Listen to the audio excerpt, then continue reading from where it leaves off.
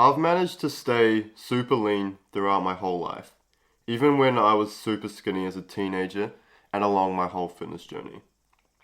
There wasn't really any point along my gym journey where I was bulking up and where I was building muscle when I didn't have a visible six pack.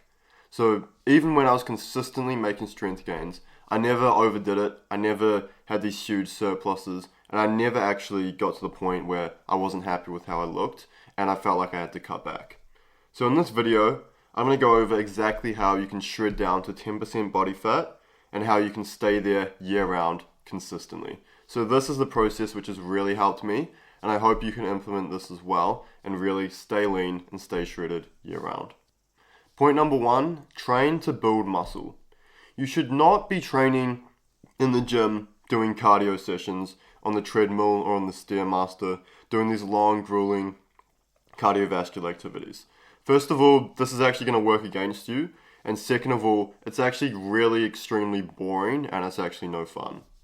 So when you're hitting the gym, you should be training 2 to 3 days per week, hard and intense, and these should be with the purpose of building muscle. Now the reason why this is so crucial for fat loss is because there's two main variables which determine metabolism. The first one is how much muscle you have, the second one is how lean you are. So these are going to determine your resting metabolic rate. So this is essentially how much fat you're burning at rest. This is going to give you the highest ROI for fat loss. My second point, and this is a tool which is absolutely crucial if you want to lose fat, and that's just walking.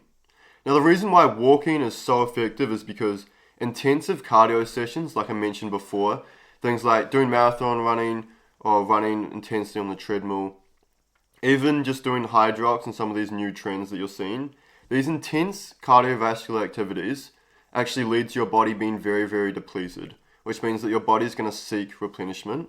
And so this is just going to spike your appetite and really increase your hunger. Another reason on top of this is that some of these activities that are heavy and intense on the body cause excess amount of cortisol. So this is going to put your body in a state of fight or flight, and when all the stress hits your nervous system, it's going to make it a lot harder for you to actually recover from the gym and from working out, which is going to make fat loss and building muscle so much harder. So building on this point, walking is absolutely great for your metabolism. It's going to increase your mood massively. So it's a moderate cardiovascular activity which is going to burn a ton of calories, but at the same time, it's an activity which has been proven that it does not increase your appetite. When it comes to your diet, you should be prioritizing nutritious whole foods over anything else. So I highly recommend keeping your protein as high as possible to maintain muscle, and then keeping a balance of fats and carbs. This is absolutely essential because so many people make the mistake of going too high in protein and then they go low in fat, or they adopt some of these new trends like keto and carnivore diets. Now these diets are absolutely terrible for you because if you go really low on fats and carbs and too high in protein, you're just going to get starving. You're going to have so much hunger, you're going to be way too ravenous, and eventually you're just going to crash out and binge eat on your diet, and you're going to get absolutely nowhere. So therefore, it's really important to have a balance of these key essential macronutrients, fats, carbs, and protein. This is also really going to help regulate your hormonal health, your mood, your energy, and your sleep. So where you could source this from is animal-based protein, raw dairy, some fruit, things like berries, some vegetables as well, especially potatoes. That's a really nice satiating meal. Nuts, butter, olive oil, etc. And I found that when you stick to this diet of healthy, nutritious whole foods, it's actually extremely hard to overeat on this diet.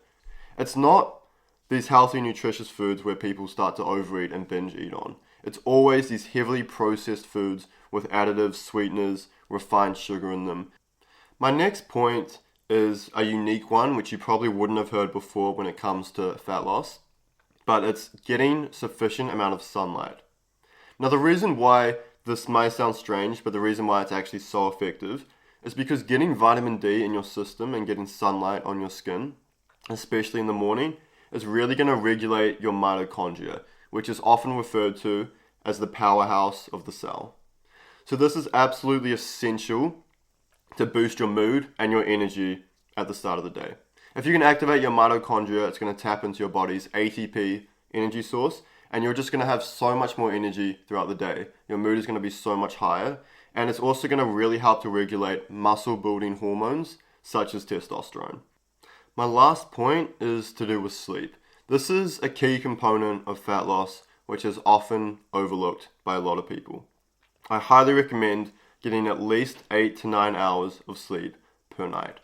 Now, the reason how you can make sleep as effective as possible is to stick to a bedtime routine which works for you, where you go to bed at the same time every single night. If you're consistently changing up your sleep routine, you go to bed at different times each and every night, it's going to affect your circadian rhythm, and it's going to affect the amount of deep sleep you get, which is really where you burn a lot of fat and build muscle. And it's also going to affect your REM sleep, which is great for serotonin and also dopamine. So this is where your body really builds muscle and burns fat.